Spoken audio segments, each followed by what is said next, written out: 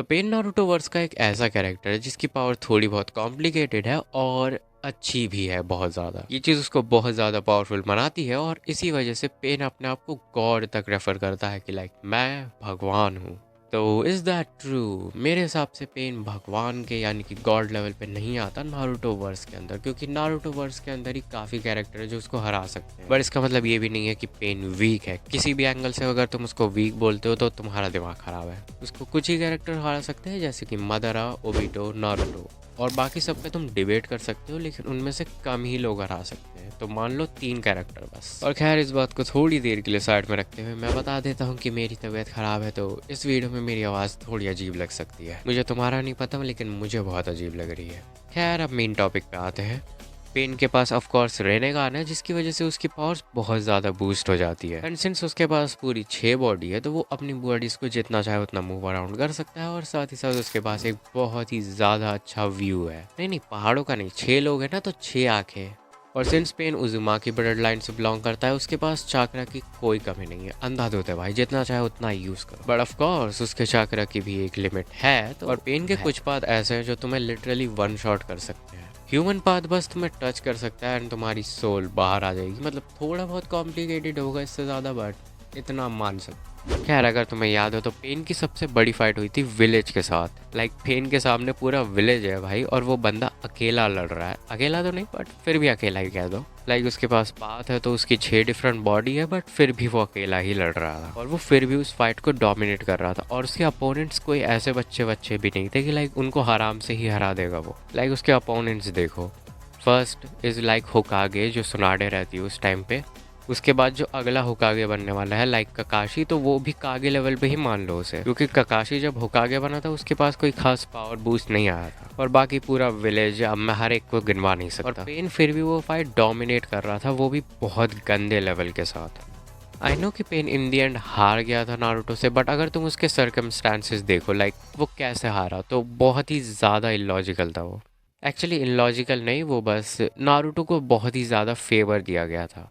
First जैसा कि मैंने थोड़ी देर पहले बताया कि भैया पेन ने पूरे विलेज से फाइट की थी उसी टाइम पे, तो उसके चाकरा रिजर्व्स काफ़ी लो हो चुके थे, और उसने अपना ऑल माइटी पुश भी मारा था जिसने पूरे विलेज को तबाह कर दिया था ऑलमोस्ट। और उसके बाद भी उसने सेज नारुतो को हरा दिया था। वो बस नारुतो को काफ़ी ज़्यादा बूस्ट दिया गया, उसकी वजह से वो जीत गया था वो फाइट। फर्स्ट एक तो कुरामा उसकी मदद करने आ गया, उसके बाद फिर मिनाटो भी उसकी मदद करने आ गया। तो तुम नारुतो वर्सेस पेन को फाइट को कितना ही अलग एंगल से देख लो, वो फाइट कभी भी फेयर नहीं थी। और मैं ये चीज़ याद दिला दूं, जब ये फाइट हो रही है ना, तो उस टाइम पे पेन यानी कि पेन की ओरिजिनल बॉडी नागातो वो किसी ऐसी हालत में नहीं थी कि वो एक ओरिजिनल फाइट में कंट्रीब्यूशन दे पाए। और इसी हालात में उसने ऑल माइटी पुश को कितने हाई लेवल पे यूज किया था वो तुम्हें याद है। खैर अब आप बहुत ज्यादा बात कर चुके हैं कि फाइट अनफेयर थी। अब हम आते हैं कि फिजिकल स्ट्रेंथ यानी कि ताइजुत्सु के ऊपर। पेन काफी अच्छी टक्कर दे रहा था नारुतो को, जो काफी अच्छा ताइजुत्सु यूजर है, नॉट अ जोक भाई। लाइक उसके एक पार्ट ने लिटरली जिराया का हाथ तोड़ दिया था, और वो कोई मेनली ताइजुत्सु यूजर था भी नहीं। लाइक अगर मेन ताइजुत्सु यूजर्स की अगर हम बात करें तो वो मेनली देवा पाथ या फिर कोई और सा पाथ में जाता है। सबसे बेस्ट पाथ देवा पाथ है, लाइक जो ग्रेविटी यूज कर सकता है वही सबसे बेस्ट है।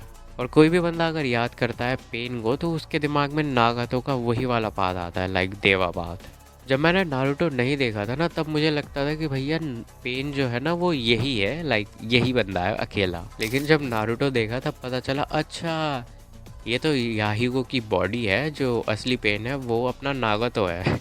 और अगर हम नागातो यानी कि पेन की रेनेगान को साइड में भी रख दे तो वो कोई रैंडम शिनोबी नहीं था जिसको एकदम से रेनेगान मिल गई तो वो पावरफुल हो गया। उसको लिटरल जिराया ने ट्रेन किया था, तो तुम उसकी पावर लेवल इसी बात से अंदाज़ा लगा सकते हो कि वो ट्रेन किससे हुआ है। और भाई जिराया तो ऐसा बनता है, उसको बस कंधे पे हाथ रखना और तुम बन गए भगवान लेवल के। जोक्स अपार्ट, नागतो को कभी भी हमें मेनली बिना रानेगान की पावर यूज करते हुए नहीं दिखाया गया है, बट फिर भी फर्स्ट ऑफ ऑल वो एक उजुमा की था, उसके पास टैलेंट की को भी कोई कमी नहीं थी, और चाकरा की तो भूल ही जाओ भाई। और वो याहिको के बाद लाइक स्टार्टिंग के डेज की बात कर रहा हूँ, तो उस टाइम पे याहिको के बाद सबसे स्ट्रॉन्ग पेन ही था, लाइक नागातो ही था। तो वो सिर्फ इसी बात से पावरफुल नहीं था कि उसके पास रेनेगान थी, वो पूरी तरीके से एक ऑलराउंडर कैरेक्टर था स्टार्टिंग से। तो तुम ये कह सकते हो वो विदाउट रेनेगान भी काफी स्ट्रॉन्ग कैरेक्टर होता, बट टॉप टीयर पे नहीं जा पाता।